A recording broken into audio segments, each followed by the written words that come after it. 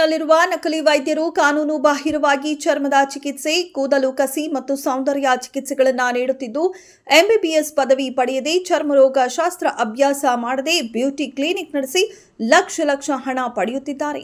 ಇವರ ವಿರುದ್ಧ ಕ್ರಮ ಕೈಗೊಳ್ಳುವಂತೆ ಚರ್ಮರೋಗ ತಜ್ಞರು ಆರೋಗ್ಯ ಇಲಾಖೆಗೆ ದೂರು ನೀಡಿದ್ದಾರೆ.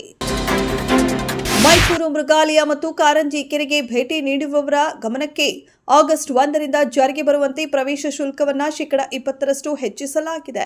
ಮೃಗಾಲಯದ ನಿರ್ವಹಣಾ ವೆಚ್ಚ ಹೆಚ್ಚಳ ಮತ್ತು ಹೊಸ ಪ್ರಾಣಿಗಳ ಸೇರ್ಪಡೆಯಿಂದಾಗಿ ಈ ನಿರ್ಧಾರ ತೆಗೆದುಕೊಳ್ಳಲಾಗಿದೆ. ಪರಿಷ್ಕೃತ ದರದಂತೆ ವಯಸ್ಕರಿಗೆ ₹120 ಮತ್ತು ಮಕ್ಕಳಿಗೆ ₹60 ಆಗಿರುತ್ತದೆ. ಕೆಆರ್ ನಗರ ಮಹಿಳೆಯ ಅತ್ಯಾಚಾರ ಪ್ರಕರಣದಲ್ಲಿ ಬಂಧಿತರಾಗಿರುವ ಮಾಜಿ ಸಂಸದ ಪ್ರಜ್ವಲ್ ರೇವಣ್ಣ ಅವರ ಭವಿಷ್ಯ ಇಂದು ನಿರ್ಧಾರವಾಗಲಿದೆ. 26 ಸಾಕ್ಷಿಗಳ ವಿಚಾರಣೆ ನಡೆಸಿರುವ ಜನಪ್ರತಿನಿಧಿಗಳ ವಿಶೇಷ ನ್ಯಾಯಾಲಯ ಈ ಪ್ರಕರಣದಲ್ಲಿ ಪ್ರಜ್ವಲ್ ರೇವಣ್ಣ ದೋಷಿಯೋ ಅಥವಾ ಅಲ್ಲವೋ ಎಂದು ತೀರ್ಪು ನೀಡಲಿದೆ.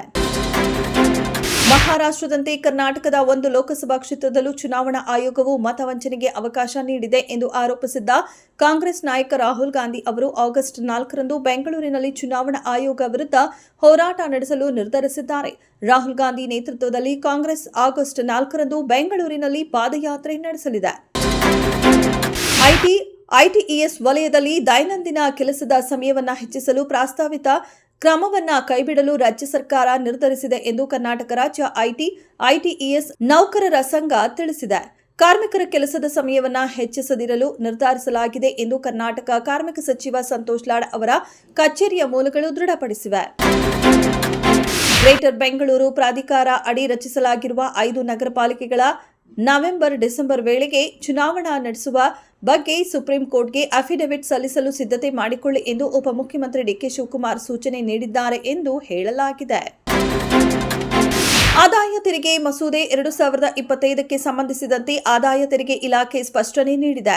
ತೆರಿಗೆ ದರಗಳಲ್ಲಿ ಯಾವುದೇ ಬದಲಾವಣೆ ಇಲ್ಲ. ಭಾಷಾ ಸರಳೀಕರಣ ಹಾಗೂ ಬಳಕೆಯಲ್ಲಿಲ್ಲದ ನಿಬಂಧನೆಗಳನ್ನು ತೆಗೆದುಹಾಕುವ ಗುರಿಯನ್ನ ಹೊಂದಿದೆ ಎಂದು ಇಲಾಖೆ ಹೇಳಿದೆ. ಉಭಯ ದೇಶಗಳ ನಡುವಿನ ಪ್ರಸ್ತಾವಿತ ದ್ವಿಪಕ್ಷೀಯ ವ್ಯಾಪಾರ ಒಪ್ಪಂದಕ್ಕಾಗಿ ಮುಂದಿನ ಸುತ್ತಿನ ಮಾತುಕತೆಗಾಗಿ ಅಮೆರಿಕದ ತಂಡ ಆಗಸ್ಟ್ 25ರಂದು ಭಾರತಕ್ಕೆ ಭೇಟಿ ನೀಡಲಿದೆ ಎಂದು ಅಧಿಕಾರಿಯೊಬ್ಬರು ತಿಳಿಸಿದ್ದಾರೆ. ಮುಂದಿನ ತಿಂಗಳ ಕೊನೆಯಲ್ಲಿ ಅಮೆರಿಕ ತಂಡ ಆಗಮಿಸುತ್ತಿದ್ದರೂ ಆಗಸ್ಟ್ 1ಕ್ಕೆ ಮೊದಲ ಮಧ್ಯಂತರ ವ್ಯಾಪಾರ ಒಪ್ಪಂದ ಏರ್ಪಡುವ ಸಾಧ್ಯತೆ ಇದೆ.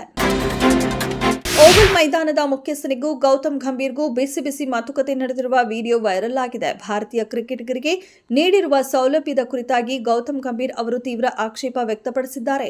ಓವಲ್ ಮೈದಾನದ ಸಿಬ್ಬಂದಿ ಇದಕ್ಕೆ ಸಂಬಂಧಿಸಿದಂತೆ ಗೌತಮ್ ಗಂಭೀರ್ ವಿರುದ್ಧ ಇಂಗ್ಲೆಂಡ್ ಕ್ರಿಕೆಟ್ ಮಂಡಳಿಗೆ ದೂರು ದಾಖಲಿಸಿದ್ದಾರೆ.